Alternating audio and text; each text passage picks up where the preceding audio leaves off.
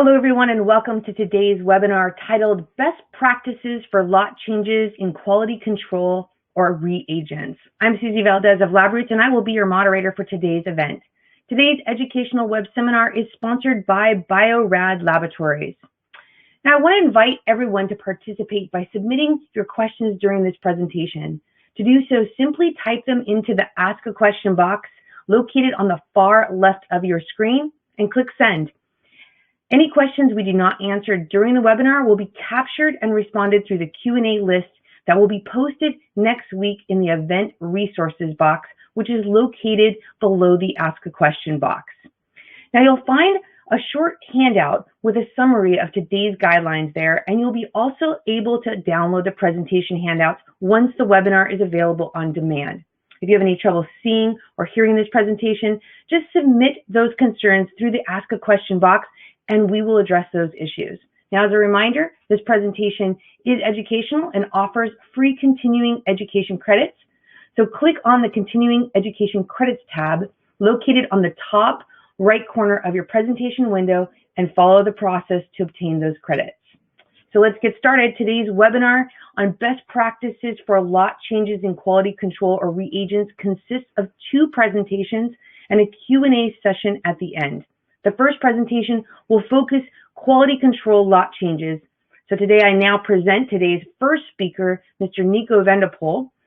Nico works as a scientific and professional affairs manager at the Quality Systems Division of Bio-Rad Laboratories in Irvine, California.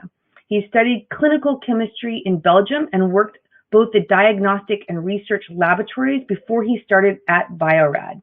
Nico works to promote an understanding of laboratories regulation and best practices as they pertain to QC and EQA PT programs. For a complete biography of Mr. Vandepoele, please visit the Biography tab at the top of your screen. Nico, welcome. You may now begin your presentation, sir. Thank you, Susie, for that nice introduction, and good morning to everybody. Welcome to this webinar on best practices for lot changes in quality controls or reagents.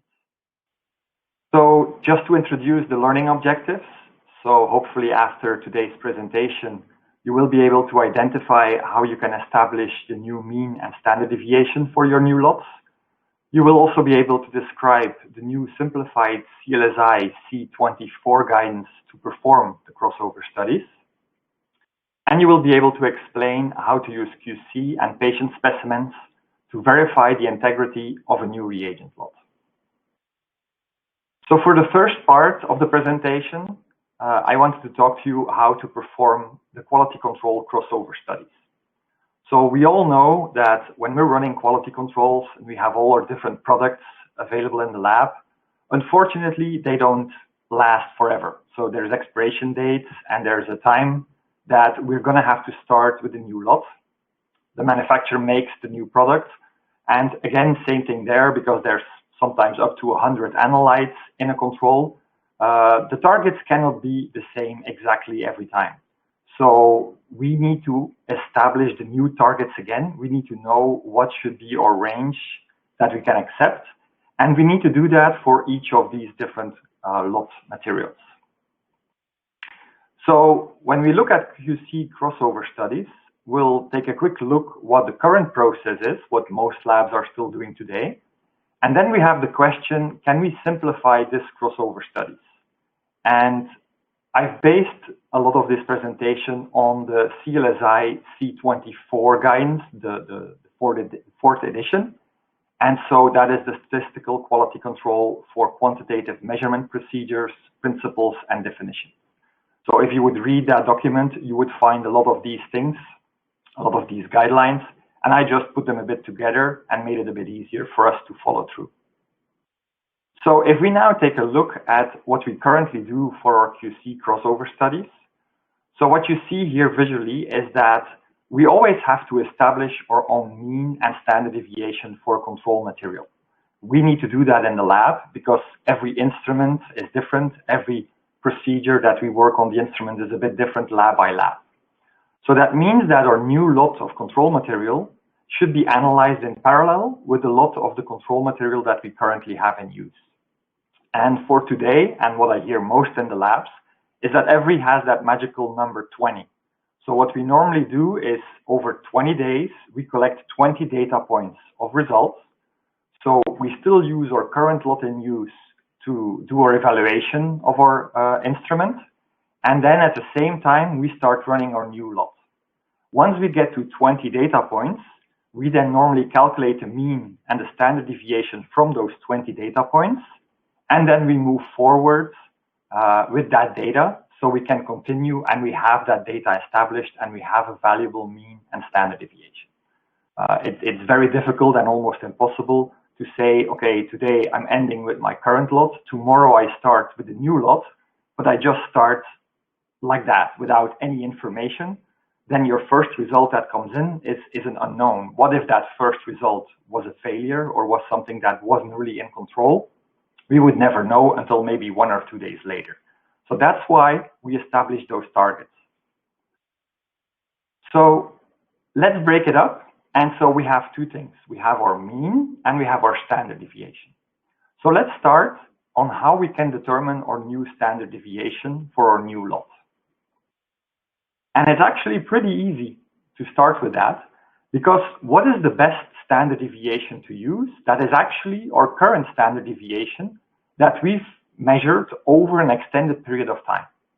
So our current lot that we've been using for a year, maybe 1.5 years or 2 years, that is actually the best possible estimation of our imprecision of our system, because it includes a lot of the events that can influence our imprecision. And so I listed a couple of them here. For example, that could be different operators, environmental factors like temperature, humidity, reagent and reagent lot changes, different calibration cycles, even calibrator lot changes might all be part of that. And also maintenance, preventive maintenance, and other things that we do on the instrument. So actually the first part is almost already finished. So how do we determine our standard deviation for our new lot? It's actually, we just take the standard deviation of our previous lot. So that is really simple. We don't really have to calculate that standard deviation anymore from 20 data points. We just take the current one because that's actually a lot better and a lot more stable and reflective of the performance of our instrument than when we would calculate something with just 20 data points from our new one. So that's the first part. But I also want to give you some more tips and tricks here on what we have to do with that standard deviation and what we have to be careful for. So one of the things that I wanted to show is that when we talk about the standard deviation is always expressed as an absolute value. And when our new target mean is close to our current target mean, then you could take your standard deviation as an absolute value and move that over. But if that target changes a little bit, we have to be careful that we don't use the standard deviation, but it's actually then better to use our coefficient of variation, or CV, to fix that new imprecision target. And so I put an example in here. So you can see on the left, if our current control has a mean of 120 units, whatever they are, with a standard deviation of 5, so then we calculate that that's a 4.16 CV. So if our new control material has a mean of 142 units, if we would just copy over the standard deviation of 5, we're now actually changing our targets. We're changing our CV to 3.52. So what actually happens is that by moving over our current standard deviation as an absolute value, we would be setting a different imprecision target. And that's not really what we want, because we want to make sure that we have the same. So it is better to copy over that CV value of 4.16, and then we can recalculate the standard deviation. And so here, for this control, if our new control material would be at a mean of 142, it would be better to change our standard deviation to 5.9. So that's the first one. What is also important is that sometimes you might have control materials that don't last very long, that have a shorter shelf life, maybe only a couple of months. And when you then want to use the standard deviation or the CV from that one control material, it isn't that strong because it's a shorter period of time.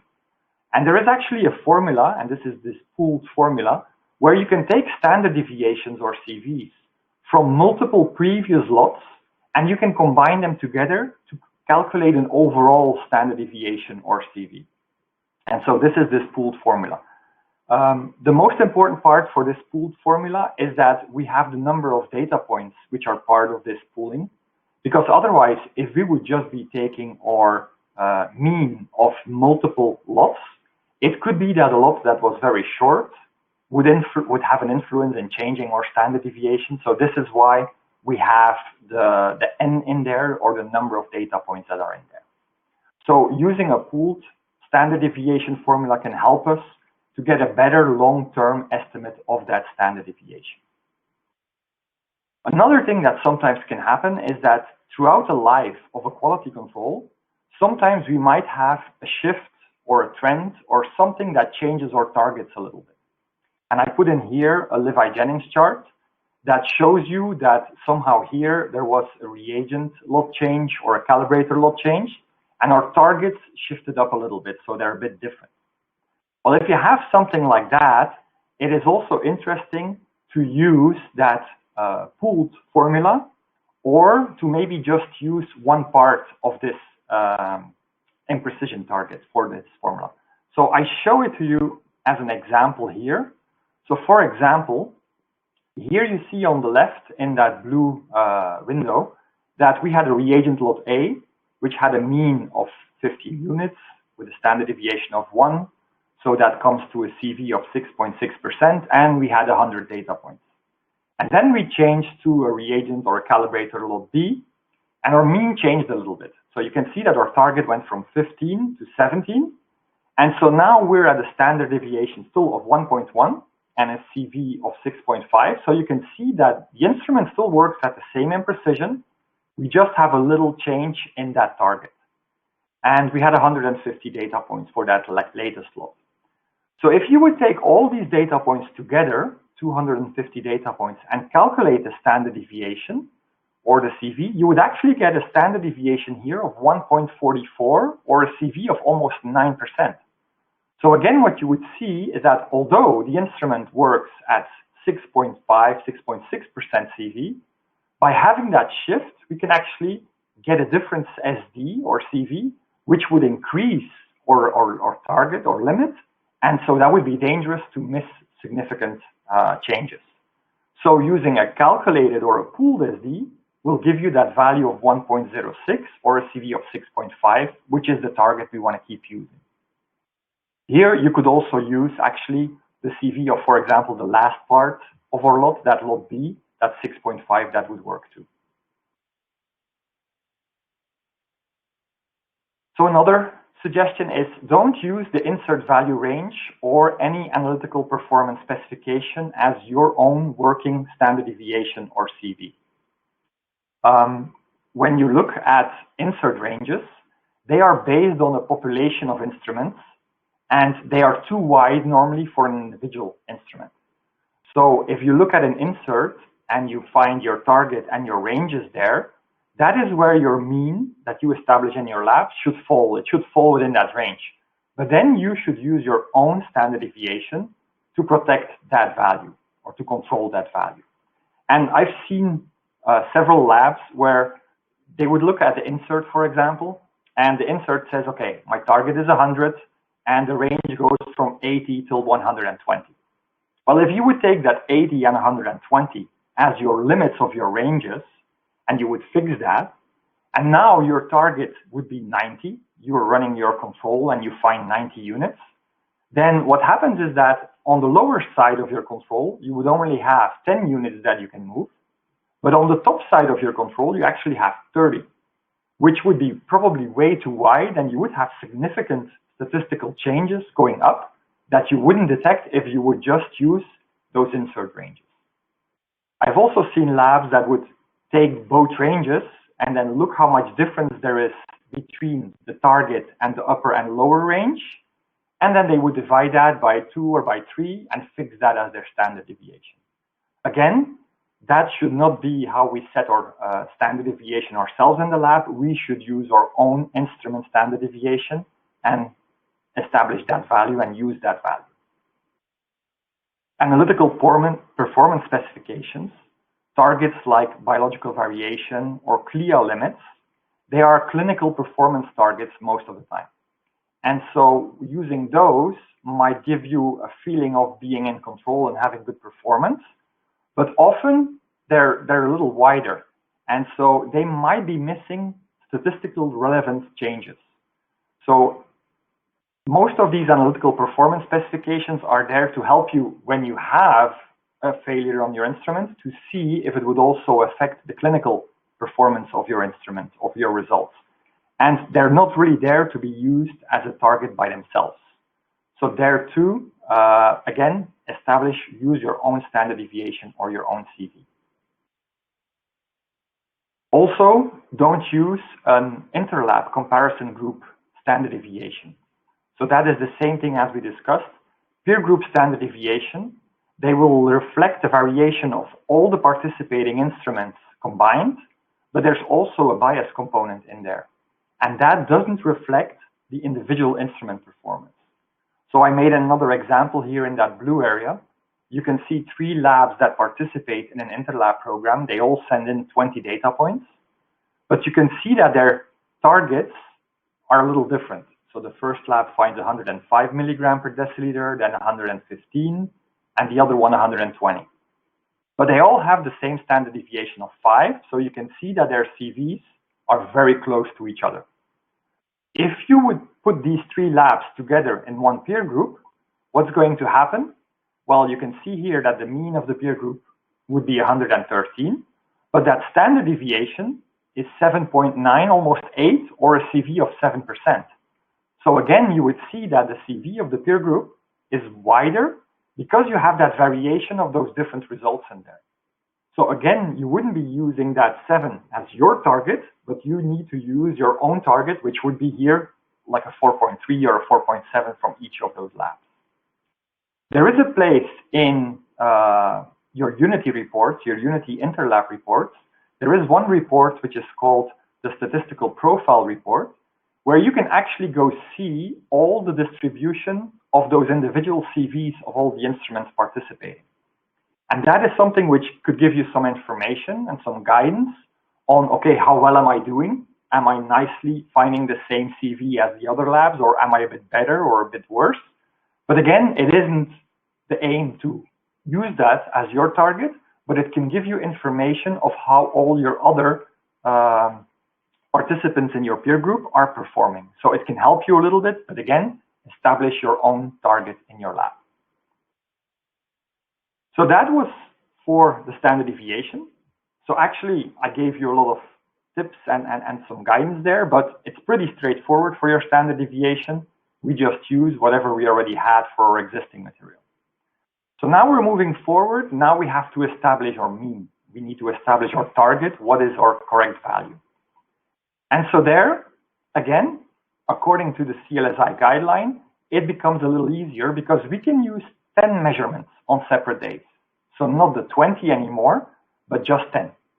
And if you do 10 data points on 10 days, try to include a calibration event or a couple if you can, because also those are the points that introduce a little bit of that variation for your results. Also, try to use the same QC vial frequency as in your daily routine. So sometimes if you would just have to do 10 measurements, you would probably just use 1 vial of QC material and run that for 10 days. But if throughout the day, if throughout your normal routine, you would normally use more QC, or you would be running it on other instruments, and so normally every 2 days, for example, you would be using a new vial, then try to do the same thing for your crossover. For some of the controls, for example, a lyophilized control where you have to do a reconstitution, that is important that you see a little bit of that variation while you're doing your crossover. So try to mimic that, that routine, that daily routine. Also, make sure that if something happens with the instrument and your current lot is showing you that there's an out of control condition, then don't accept the new lot result. So reject that and just add one more data point once the instrument is back in control, or just do another one the next day or go a day longer to establish your crossover for that. Again, as a couple of pointers, like we also said for the standard deviation, don't use the insert value. The insert value are provided as a guideline, and you should establish and verify your own targets. Why is that important? Because you have to make sure that when a target is set by a manufacturer and other laboratories that help you to set that, often they will be using a different reagent lot or a different calibrator lot. So those targets might always be a little bit different. So make sure that you establish your own target by yourself and don't just copy an insert target value. If a target value needs to be established more quickly, if you're running out of other material, you're a little later, you could also go and do a couple more results a day. But remember, the more you speed that up, the more you're starting to remove the variation of those different steps in there, and that could give you an optimized or a little better target than you would want. But for the mean, actually, it is less of an issue than for the standard deviation. So you could speed it up a little bit if you would want. Again, just make sure you plan everything out nicely. Make sure you have your 10 days to run your new lot. Another one, don't use the interlab comparison peer group mean. So again, it's the same thing like I already said before. These values aren't really an individual instrument value. So as you can see here on that little distribution chart, it is a normal distribution of results that comes in. Not every instrument has exactly the same result. And it doesn't mean that you are more correct or you are less correct if you're a little bit next to that target. If your peer group is 120 and you're at 117, your instrument can be working perfectly fine and correct. And then you just use your 117 as your target. The interlab group is made out of sometimes hundreds of instruments distributed across the world, and they can all have different reagent lots or calibrator lots. And so they don't really reflect your pure target, but they are different variations. So finally, if we look at that crossover, then we can actually now see that this is like a summary screen I made to show you what you should do when you're doing a new quality control crossover. So you can see on the top, we start with our current lot that is in use. And so we have our mean, our standard deviation, and our CV. And then 10 days before the end of that lot, we're going to start measuring our new lot. And we measure one data point every day. And once we get to those 10 days, what we're then actually going to do is from those 10 points, we calculate our new mean for our new lot. So we calculate our mean B here. And then we take the CV of the old lot. And with that CV, we can now recalculate the standard deviation for the new lot. And then we're ready to go at day 10. We now have our new standard deviation, our new mean, and we can start evaluating those values. Remember that they're always an estimation of our targets because we only had limited amount of data here. So it's always interesting to reevaluate the mean and the standard deviation in the following months after we collect more data to see if it still reflects the actual performance of the instrument. What can also be said is that if you're using multiple instruments, if you're a bigger lab and you have 4 or 5 instruments, and you use the same target on those multiple instruments, then it is actually very good and actually almost better to also measure your new mean on those different instruments. So what you would do, for example, is that you could then run one quality control a day on 4 instruments for 3 days, for example, and that will give you 12 data points. And those 12 data points would be enough to have your mean set.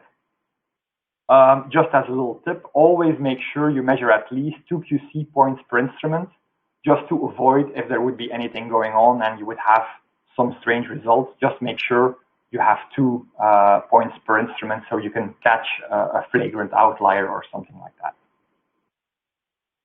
And as last couple of slides, I just quickly wanted to show you, if you use a QC data management software like Unity Real-Time, how you practically can do a crossover study in the software. So here you can see a duplicate lot screen for Unity Real-Time. And that means that when you're running into the end of a lot, you can actually tell the software, okay, this is my new lot. You define it here, the new lot number. And then you have an option in the bottom to copy the fixed standard deviation over to the new lot. And in our software, it should actually normally say fixed standard deviation / CV, because it copies over whatever you had fixed, either standard deviation or CV. So then when you do this, you will see now in your layout that you actually have your two lots in the software next to each other. So you have your old current lot and you have the new lot underneath. And when you then go to your fixed mean and your standard deviation screen, you can see in this new lot that the mean is empty because we don't have any data yet, but you can see here that for level 1, the CV was copied over. For level 3, the SD was copied over. And I just did that as an example to show you that it copies over whatever you had set in the software. The best one is, like we said, the level 1 is that we copy over the CV, because then we don't have to worry about the difference in absolute values. So when we go to the next screen, after our 10 data points were collected, we can now ask the software to calculate from the floating statistics to calculate our mean, and that mean is then applied, and now you can see that our table is completely filled out. We have a mean, and then we have a standard deviation and a CV fixed, and we're ready to go with our new lot of our quality control. If you want to visualize that, you can use a multiple Levi-Jennings screen. You can see here on the top, you see the current lot.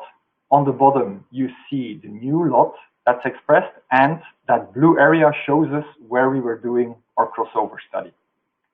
You also have an option to put these two Levi-Jennings together into one chart. And then here in blue, you can see the crossover. Here I had to change the colors a little bit because otherwise it is a lot of lines together. So here in blue and green, you can see the new lot. And then the other purple and orange was our current lot. So like this, you can nicely see that now normally we'll continue with those new lines with the new lot, and the old lot is discontinued. We stopped using that. So far, this was the presentation on the quality control crossovers, and I'm going to hand it back over to Susie for the second part of our presentation. Thank you.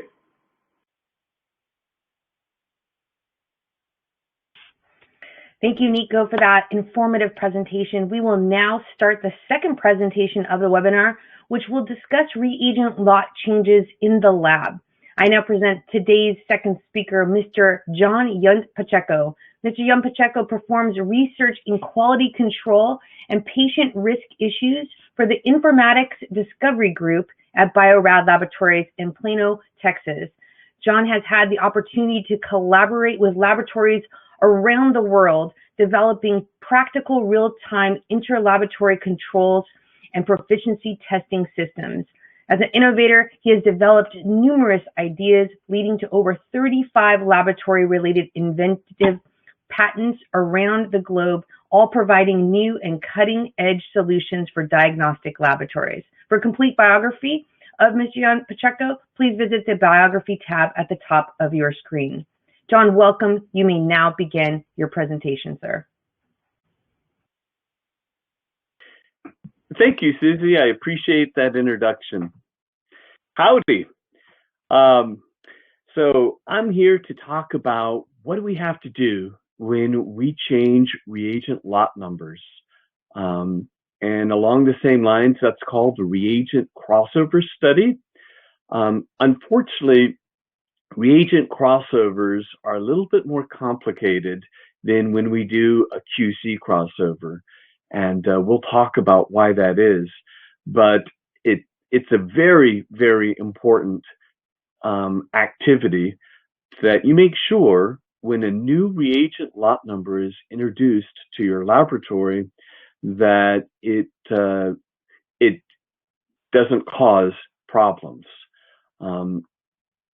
one of the reasons for that is actually you want to avoid unfortunate circumstances like what happened here in this news article, where a new lot number of reagent actually changed the behavior of the test method to the point where it was affecting the actual diagnosis of patients. And this is just an example of how critical it can be when you change lot numbers. You simply have to make sure that change doesn't impact either the way that your test method performs for patients or the way that it works for controls. So the bottom line is that reagent systems are a critical part of the test method. And usually, as long as the lots are stored according to manufacturer specifications, they're stable until the expiration of the lot. But when you have a new lot number, it needs to be evaluated to make sure that there aren't any issues that can affect the performance of either patient specimens or QC materials. And so that's why we do a reagent crossover study, is to make sure that we've evaluated, any possible performance changes.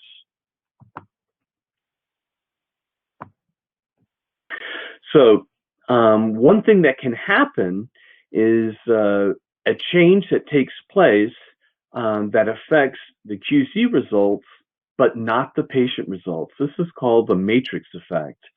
And that's why we need to, when we change reagent lot numbers, we need to take a look at what's happening with the patients and specimens, and we also need to take a look at what's happening with the QC, because we can have circumstances where only the patient specimens are impacted, or only the QC specimens are both.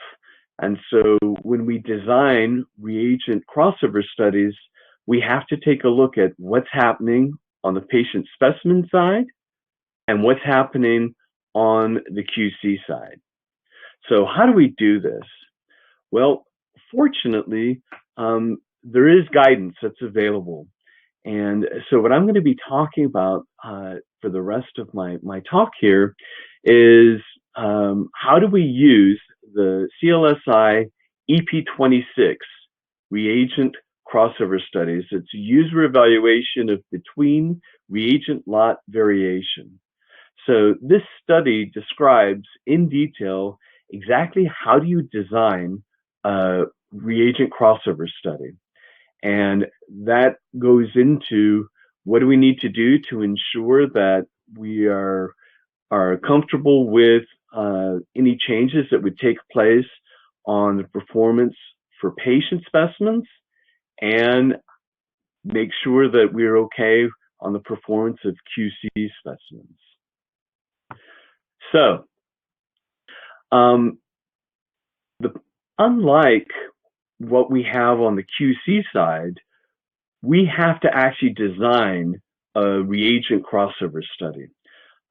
So it's a little bit more complicated because we have to go in and determine just how many specimens, how many samples do we actually need to take a look at. As Nico told us, when it comes to QC studies, you can use 10 samples collected over 10 days, but that's not the case when it comes to reagent crossover studies. So what we need to do is take a look at both patient and QC samples that are evaluated when we have on both the old and the new system. And so what we want to figure out is, okay, how many specimens are needed, and how do we judge whether or not we're going to accept the results? And that's where we have the guidance that's coming from CLSI. So, fortunately, if somebody has done a reagent crossover study, we can actually use their results. So unlike the scenario when it comes to a QC crossover study, that has to be done for each laboratory. But if we have an affiliated laboratory that has done a reagent crossover study, we can actually use their results, and we don't need to take a look again at the patient side. So we still do need to take a look at the QC side, but at least we can reuse the results from somebody else that has actually done a reagent crossover study for that specific lot. So one of the things that we need to do is determine exactly how much of a change can we tolerate. This is called the critical difference, and that tells us, just what is the limit of change that we're willing to accept. So it's kind of similar to a total allowable error or a quality specification. And the critical difference values, they may come from a number of different sources, like biological variation or state of the art or expert opinion. But part of what needs to happen is that you need to determine just how large of a shift would you accept with respect to the new and the old lot number. This is called the critical difference. It's abbreviated as CD. Well, once you have the critical difference, so part of what you also have to do is you need to have the within laboratory imprecision, which is abbreviated as SDWRL, and you need repeatability. So these are values that you can obtain from doing a precision study. Now, normally, once you do a precision study to determine these types of values, you can use them from lot to lot. So we tend to attribute these values as a characteristic of the test method. And so once you've derived them, you can reuse them. And so both of these, the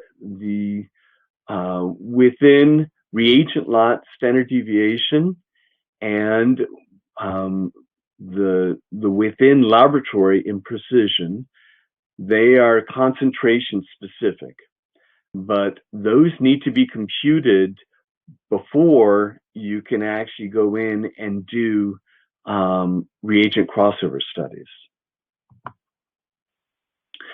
So one way that you can determine a critical difference is using the biological variation approach, which is based on a reference change value. And so if you're familiar with how to compute a reference change value, you can do something very similar using the same approach, except for the critical difference. You would use the within reagent lot standard deviation. And so that, as an example here, if you have if you've got a within CV of 6 and a within reagent lot CV of 1.6, you can compute a critical difference as 17.2. So if we've got then the critical difference, and now we've computed just how much of a difference are we willing to accept from one reagent lot to the next, let's see, how do we actually use that? Well, we need to determine what the rejection limit is going to be. And in addition to the critical, in addition to the critical difference, we also have this concept of taking a fraction of that critical difference and computing the reagent limit. So the rejection limit should be based on the clinical utility of the test. So it's a little bit like the severity of harm category that comes to us from EP23. And so if you have a test that uses a low factor like 0.6 or actually it should be 0.5, and then least critical tests can use a higher factor, which will give you more of a range of 0.9 or 0.8. Okay, so let's take a look at how we actually use these. Oh, sorry. So in addition to determining how large a critical difference we're willing to accept, we're going to take that information and use it to also determine what number of samples are going to be required. And so within EP26, in the appendices, there are a set of tables that allow us to determine how many samples do we need at each concentration. And there's 3 tables for a single concentration, or 2 concentrations, or 3 concentrations. And so based on the number of concentrations that you're using, that's going to determine which of the appendices you need to use to figure out how many samples would you use, and what are you going to need for a given rejection limit. So, okay. Let's take as an example table A2 for 2 concentrations. Now, when you look at this, we can first see that if we look at the columns, there are the first 2 columns here are the critical difference divided by the within reagent lot standard deviation, and then the second table there is the standard deviation of the total, within the laboratory standard deviation divided by the within reagent lot standard deviation. So those are what we use to actually index the row. And then the other columns are based on our rejection limits. So we're going to use 0.9, 0.8, 0.7. And so that's how we select which column are we going to actually use. So let's take a quick look. You need to actually compute those 2 ratios first, where we've got, again, the ratio of the critical change to analytical precision. And basically, the higher that this is, the lower number of samples you're going to need. And then you've got the ratio of your standard deviation within the laboratory divided by the within reagent lot standard deviation. So that's a ratio of repeatability to analytical precision. And the smaller that is, the higher the number of samples that you're going to need. So we use that combination is what's used to index the row that you're going to use within that appendix. Okay, so the way that we do this is you first find the section that matches your CD to SWRL ratio, And then if you have a value that's between two values, you're going to use the next lowest value. And then you find the row that matches your SR to SWRL value. And once you've got that, then you go across to find the column that corresponds with your rejection limit. So the number outside the parenthesis is the number of samples required. The first number inside the parenthesis is the probability of a false rejection, a false positive result. And then the second is the probability of error detection. So let's take a quick look. Let's see how we actually use this. All right, so in this example, I'm using an example based on AST with two sample concentrations. We've got 40 and 200, and you can see the corresponding critical differences. And here we have the critical difference and the SWRL and the SR. And we've decided that for this analyte, we're going to use a rejection criteria of 0.7. And then we've gone on ahead and we've computed the ratios that we need to use in order to actually find within the table just how many samples do we need. So let's look at what that looks like. Okay, now this is a little hard to see, but if you take a look here, the ratios that we're looking for are 7.7 and 0.62. And so when we look this up, we're going to go one down. So that puts us in for the first one. So this is a section of the table. Then we look at 0.62, and so that gives us the row of 0.6, and then we select the column that's telling us, okay, what is the experiment design that we need? And it's telling us that in this case, we need just one sample. Now, the samples that we're talking about here are the patient samples. So for the design of this crossover study for AST, we would need one sample that's going to be near 40. And then we would do the same thing on our second concentration. So in this case, for 200, we go through the same process, and at 4.9, we find the one that's next down, which is 4.5. And then with our SR to SWRL ratio, it's 0.32. So one down from that is going to be 0.3. So we basically round down when we're trying to determine exactly which row to use.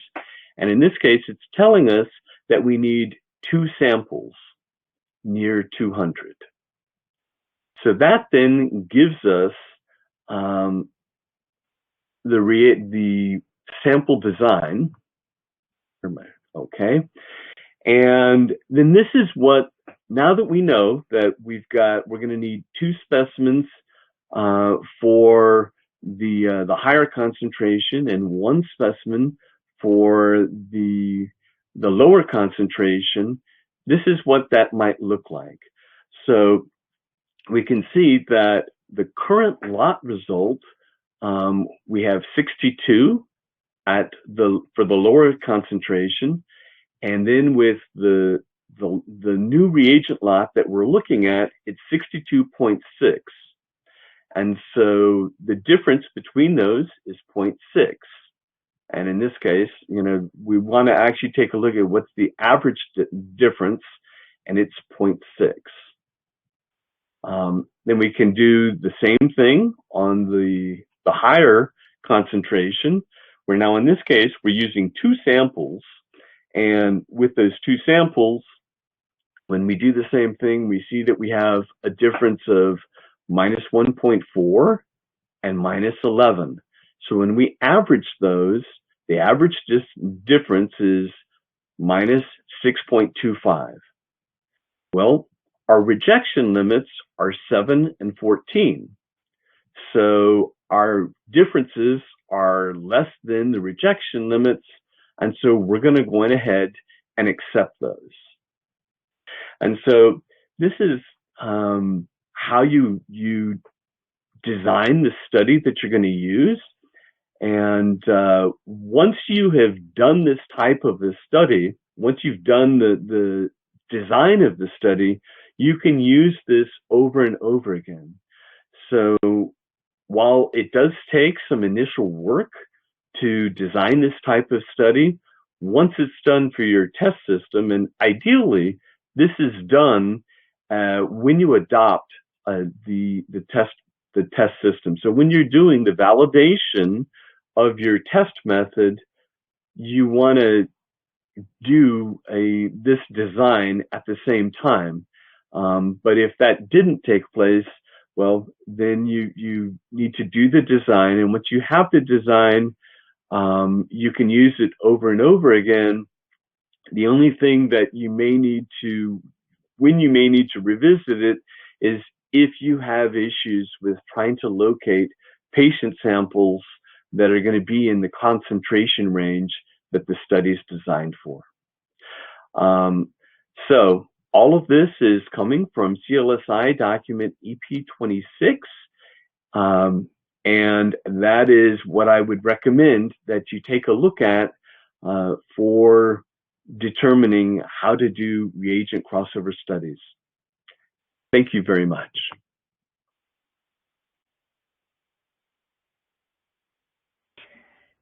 Thank you, John, for that great presentation. We will now start the live Q&A portion of the webinar. If you have any questions you'd like to ask either Nico or John, please do so now. Just click on that Ask a Question box located on the far left of your screen. So let's get started. Gentlemen, it looks like we already have some great questions coming in addressed for both of you. So our first question goes to you, John. Our audience member says, do I really need to use patient specimens for a reagent crossover study? Yes, you do. And the reason for that is that, you know, as I noted in my presentation, there is this possible matrix effect where the QC specimens can sometimes behave differently than patient specimens. And so you do actually need to take a look and confirm that what is the performance with respect to patient specimens. And unfortunately, you know, we've had reports from labs that, you know, if you simply rely on only QC results, you can have shifts when it comes to the patient means that are caused by a new reagent lot number that you might not detect just from QC alone. And so because of that, you do need to actually look at both QC and patient specimens. Thank you so much, John. And our next question is for you, Nico. How often do I need to check my mean and SD values if they're still appropriate? Okay, so after our crossover, when we initially set our targets, then I would wait until we have something like at least 60 to like 90 data points before we would look at them again, and then we can evaluate if our targets are still appropriate, if something would have shifted a bit up for your target, for example. Those are things you can then evaluate. Throughout the life of the control, it is something which you would probably do like in your monthly review.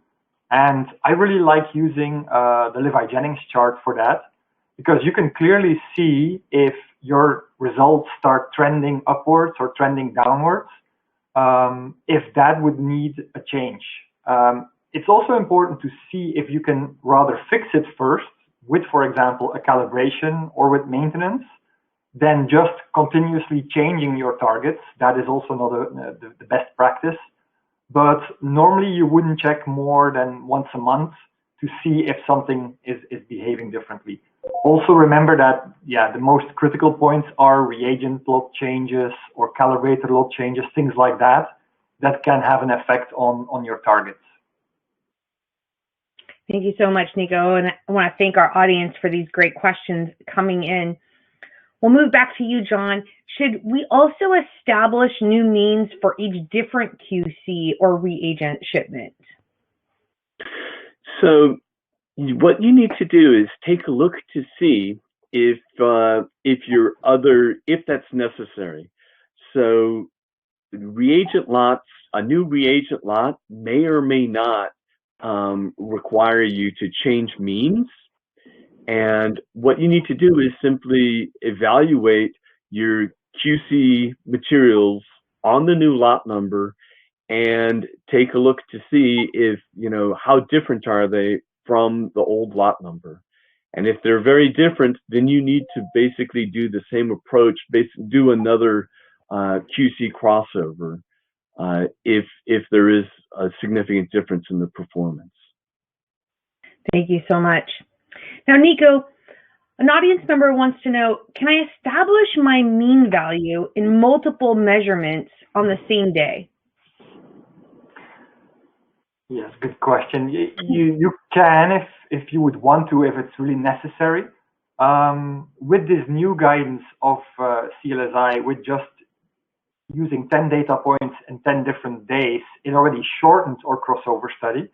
If you really don't have enough material to last those 10 days, for example, and you need to go faster, you can. Just remember that if you go faster and you do multiple measurements in one day, there could be a bit less variation in those results. So you could have a bit more, you could see it a little later, for example. So you can do it, but just make sure that after a longer period of time, you reevaluate and you look at it again. Thank you, Nico. And here's a follow-up question about outliers. Do I have to remove outliers from my crossover period? So I think I mentioned it in the presentation. So we would always look at our current quality control to see if there is something out of control or there is a problem. Then we will remove that result from the crossover study. But it could happen that you have maybe a random error or an outlier just in your new lot when you're doing your crossover study that didn't happen in the other one. So if you would see a clear and flagrant outlier in those 10 data points in your crossover, you could remove it and add an additional data point. So you could take a look. Normally, the chance is smaller to have something like that, but if it happens, you could actually remove it, yes. Thank you so much, Nico. We have time for just one more question. John, this one's for you. How can I tell if there has been a change in performance with my new lot of reagents? Well, that's actually what we have to do here, is that the way we can tell if there is a change, and really what we're concerned about is not just whether or not there's a change. What we're concerned about is there a change that is large enough that it's going to impact the way that we use test results for our patients. And so it's a critical change that we're trying to detect. And the way that we do that is with this reagent crossover study design. So we need to take the number of samples that our design is requiring us to use, and we're going to take patient samples, run them on the current lot number, and run them on the candidate lot number, and then look at those differences and see if those differences are acceptable or not.